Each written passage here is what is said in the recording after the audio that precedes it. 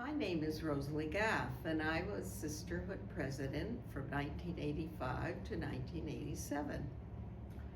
Rosalie, you have a long history of involvement with Beth Jacob. Can you tell us how far back it goes? Well, my parents moved here from Toronto in 1948, and they moved here because my dad was buying a business in Hamilton. And he had come to Hamilton in 1948 and came and spoke to one of the Goldblatts. I'm not sure if it was Jacob, George, and he asked him to loan him some money. He had enough money, but he needed extra money to buy a business. And he loaned him the money. And he came to Hamilton, and he wanted to raise his family and joined we became part of the shul at that time. Rabbi Burak was the rabbi, and I can remember that we lived on Rockwood Place, which was behind St. Joseph's Hospital. You go up a hill, and there are apartment buildings there. And the rabbi lived in the apartment building across from our home. And our home and backyard was used as the Beth Jacob, where they put the Beth Jacob Sukkah every year. I still remember that and while I ate with the rabbi and my father in the Sukkah every night. Now, Rabbi Burak, that's a name I don't recall hearing. Tell us about him. He was an Orthodox rabbi, a very learned man from Toronto. I know he was married to a Rubenstein. Her name was Rubenstein, and her family was in the kosher chicken business. But he was one of the he was the rabbi at that time, and my parents, living across the road, became very friendly with them. Was Beth Jacob a conservative shul at the time? No, Orthodox. When did the move come about that it switched from being Orthodox to conservative, and who was the rabbi? How did that take place? A Rabbi Green came. I'm trying to remember his first name, but I can't. And I don't know, I can't remember the year. His name was Rabbi Green, and that I think he brought a more modern bent, and I don't know if he was the one that brought conservative Judaism in, but I think a Rabbi Simon came after that. And so if we progress to the time when ultimately, prior to becoming Sisterhood President, were you ever on the board? No. But you were involved, I'm sure, with Sisterhood? All the time. And did Sisterhood have an executive, in addition, obviously, to a president? Yes. Tell us about what the Sisterhood was like at Beth Jacob when you came on that board and that executive. First of all, it was during the time of the Silvermans. And Gloria was a wonderful mentor to a lot of us. She started the Sisterhood. She made a Sisterhood educational program, which a lot of people came to throughout Hamilton. And she mentored a lot of us. And on that board, I got involved and of course fell in love with all of those ladies. Hannah Feldman, Dorothy Sherman, Frances Silver. I walked in there and I fell in love with those women because they were working, and it was about the children, and they were making money for the Hebrew school. That was our sole purpose. And of course they were all kitchen people, which I was. I walked in the kitchen, and in no time I was running the kitchen and the all the programs. Of course, the kitchen was a big deal because we did the food and brought people, and that was all part of it. And it was just wonderful. I love those women. I thought they were all inspirational. Nothing was too much. I can still remember Hannah Feldman standing on a chair with a huge pot, stirring the pot because we were cooking for 300 people at a time, and I just fell right in. They were really happy to have another pair of young hands, younger. And Hannah wasn't particularly tall, so she would have needed the chair. She was, and Dorothy, they were all Spitfires. They really were. They were outgoing and caring, and it was fun. And of course, I brought my friends, and we all became part of big sisterhood projects. Now tell me a little bit more about what Gloria did in the way of educational programming. Were there programs that she kind of came up with the ideas for and put together for the sisterhood? Yeah, she taught us everything. And I was really keen. I had a very good background. I was brought up in Hamilton. They had then in Hamilton a Hebrew school for all the shuls, and I enjoyed that. I had a grandmother who lived with me all over the show, and there isn't a day go by that I still don't think about her, and she was a huge Jewish influence on me. And my parents were too, but my grandmother woke up every day and did her prayers and taught me, and she was my first inspiration, and I used to look up to her.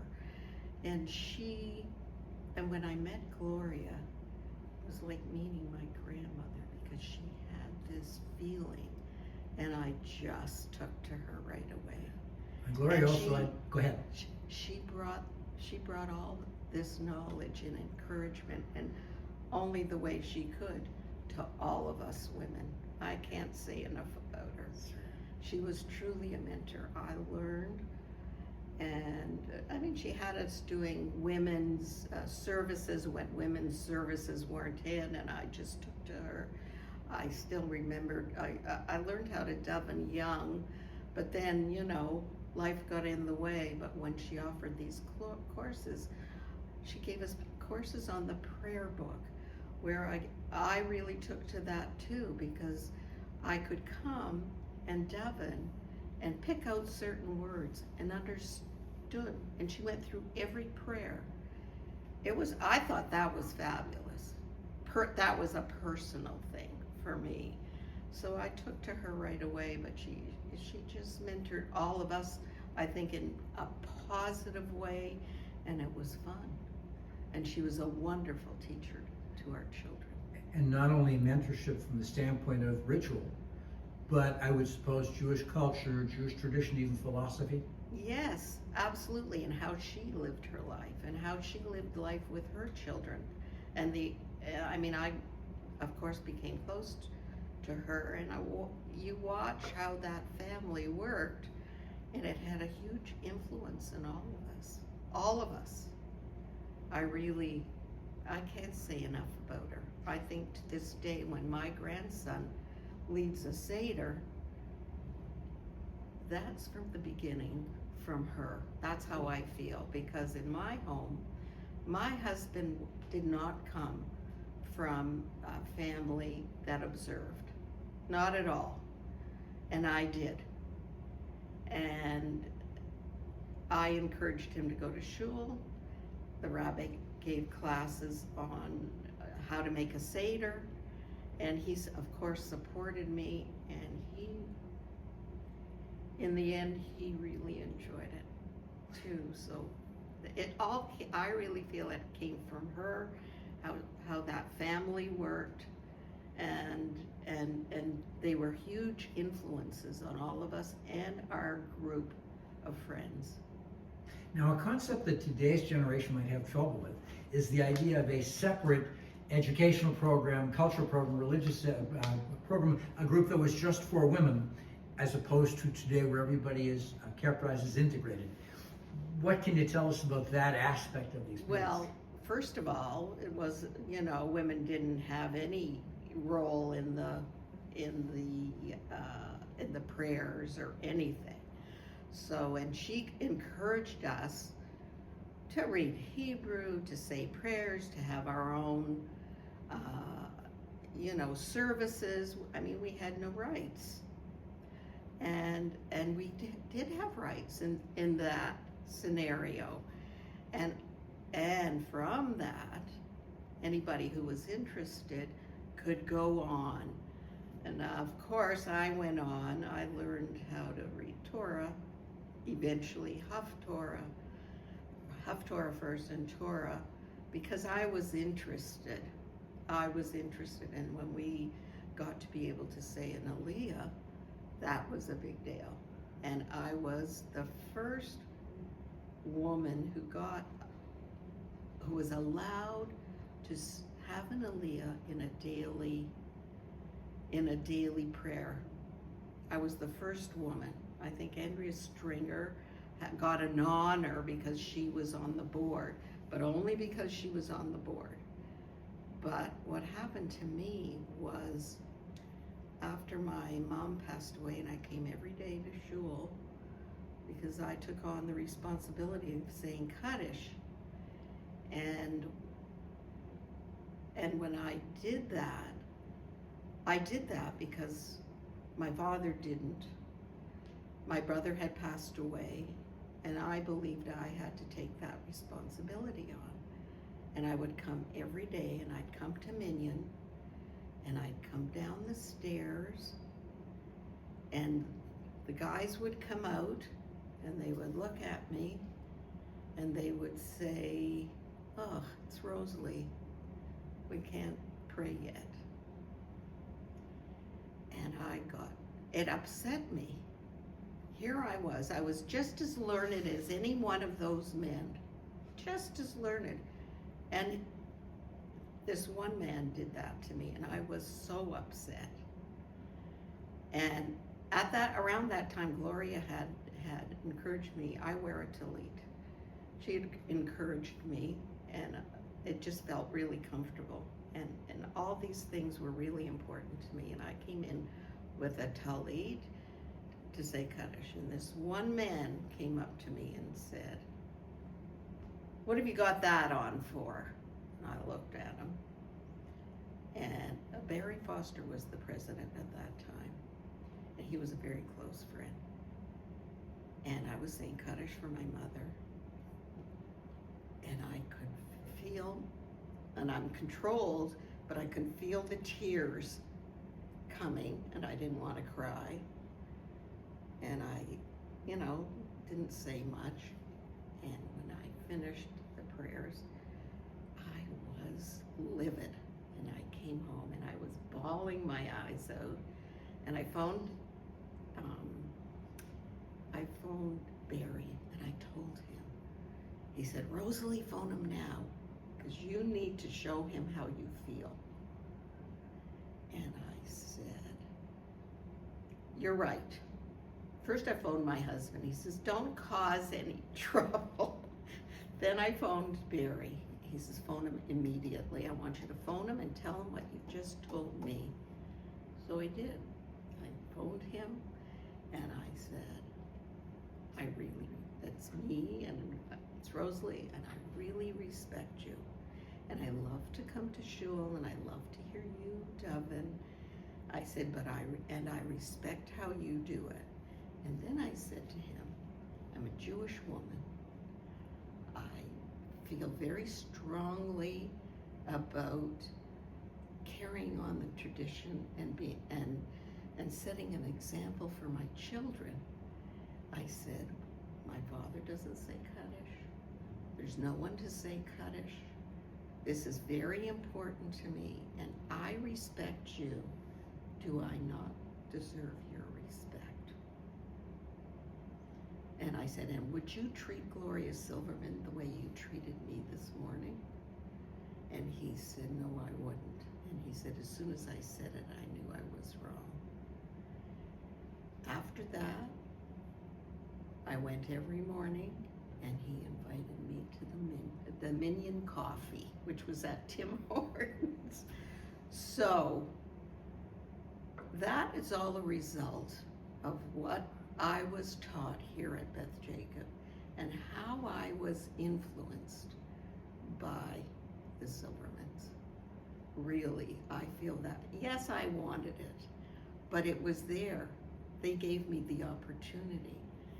And it wasn't long after that I got a call one morning, and this was, I don't know how, the time doesn't mean anything to me now, but I got a call and someone said, make sure you come to shul this morning. I said, I'm coming. And I came, and I got an aliyah. I got the first aliyah. That was after, I think, another president had come in, but I can't remember which one, but I got the first aliyah. Do you remember who the rabbi was at the time?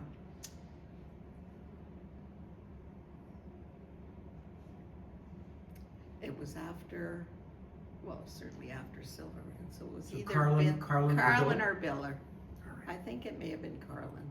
I can't remember. It's fine. So to return to the issue of the presidency of the sisterhood, what was that like? Tell us about the experience of being sisterhood president. Well, first I was quite nervous. We had a very vibrant sisterhood, and Judy Schwartz, who was my buddy, we both did a lot of stuff together. We were vice presidents, I think, and there was somebody else coming in. I can't remember who, but she moved away. She was a lovely woman. Honey Berkeley? No. Someone who was supposed to be president but didn't make it. Okay, she moved away. Her husband was a professor at Mac, but I can't remember her name. And she moved away. It meant it was my turn. I almost had a fit because I wasn't mentally prepared. I was away and I came home. And Judy phoned me. She says, "You're going to be president." I said, "No, I'm not. I've got another." "No, you're going to be president." She's moving away. I said, "Oh my God." Then Gloria phoned me and I became president, and I was honored. I thought, this is right.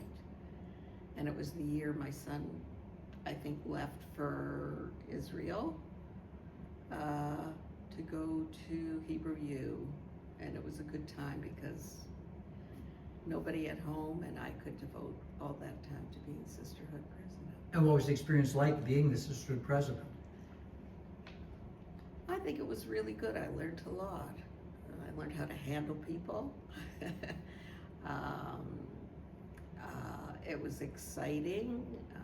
During my presidency, I had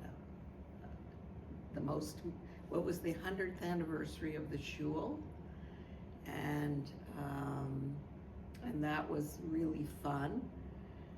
And I had a bat mitzvah for older women, and that was we all learned how to do a haftorah, and that was really great.